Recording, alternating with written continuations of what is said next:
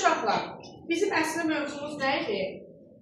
Alınma sözlər, düzdür? Alınma sözlər də dedi ki, Rus Avropa ərəb farsdır. Onları da necə izah edərik? Rus Avropada V var, R var, uzanma ərəb farsdadır. Qoşa sahiblərin yanaşı gəlməsi ərəb farsdadır. Təhsillə, dinlə bağlılar ərəb farsdır. H samiti olması ərəb farsdır. Amma elm sahələri ilə bağlı yarananlar isə daha çox Rus Avropa. Və mən sənə dedim, onlar bu sözlər alınma sözlər. Əgər deyəndə o anlayış ki var, o adlandırdığı. Hansı ölkədə yaranıbsa, o ölkədə ad da yaranmalıdır, düzdür? Məsələn, bunu məsələndir. Fransa istehsal edibsə, adı markerdirsə, fikriniz burada olsun. Markerdə fransız sözü olmalı, təbii olaraq, düzdür? Və ümumiyyətlə, elm sahələri ki var, bunların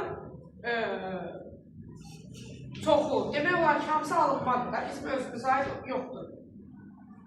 Amma biz bunları gündəlik işlətdiyimizdə uşaqlar, məsələn, dəftər, qələm, kitab, canım sizə desin, elm sahələrindən ədəbiyyat verəcək, bunlar işlədirik.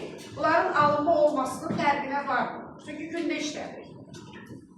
Bəzən ayıra bilmirik. Amma bugün bizdə elə sözlər var ki, onları baxanda bilirik ki, alınmadır. Baxın, orada sözlər var idi, biz hissələrə böldük. Və mən sizə nə izah elədim? Bu sözlər ki, bizə keçir, onlar öz dillərində hissələrlə ayrılır, leksik məna daşıyır. Amma bizə keçəndə bütöv şəkildə keçdiyinə, biz də onları şəkilçiyə ayırmırıq. Və 2 dənə kökə ayırmırıq, düzdür? Məsələn, orfoqrafiya. Orfo nə idi? Düzgün, doğru. Qrafiya nə idi? Elm sahəsi və s. Baxın, onların ikisi də ayrı leksik məna daşıdır. Amma bizdə onu keçəndə biz onu ayıra bilmirik də. Bizə elə bil ki, qəliblərmiş formada keçir. Qəlib də nədir? Əlində hansısa bir metalı tökürsən, quruyub, donub, onun formasını alır da, qızıl olsun, gümüş olsun. Düzdür? Yəni, hazır formada keçir. Və yaxud da kitabxana. Xana ərəb fars dilində evdir. Məsələn, kitab evi, düzdür? Amma bizdə xana leksik şəkilçidir. Yəni, leksik məna daşıyan söz deyil. Yəni, bizə keçəndə o başqa formaya düşə bilir. Düzdür? Və o saytının çox olması, onun aya çevirməsi Rus və Avropa sözlərindədir. İndi isə bizə nə maraqlıdır? Bu sözləri istər milli olsun, istər alınma, biçi və defslə yazılanlarının ayrılmasıdır. Bu əslində ən qlobal bir problemdir uşaqlar arasında. Ayıra bilmirlər. Hansı defsdə, hansı biçi. Biçilər daha çoxdur. Onu yadda saxlamaq qəlizdir. Amma defslər az formadan onu daha rahatdır yadda saxlamaq. Bir də yadınıza saxlayın, müxtəlif mənalıdır. 2 dənə fərqli formada sözdürsə, bunlar biçi yazılır. Əsas bu müxtəlif mənalı. Və yaxud da arasında bitişdirici olan, təkrarlanan il və il, yer və yer, hal və hal, qaça qaç, vur havur. Bunlar bitişik yazılır. Çünki arasında nə var? Bitişdirici. Düzdür? Adı üstündə bitişdirir də bu. Və orada hissələr var, verməyiblər. Video, audio, mikro, mono, makro, bio tipli hissələr var. Dediyim kimi, onlar öz dillərində leksik məna daşıyırlar. Bizdə də daşıyırlar. Amma biz onları mürəkkəb sözləyə ayırmırıq da, bir sözləyə veririk. Onlar, deməli, birləşib yaratdığı sözlər, deməli, biçi yazılırlar.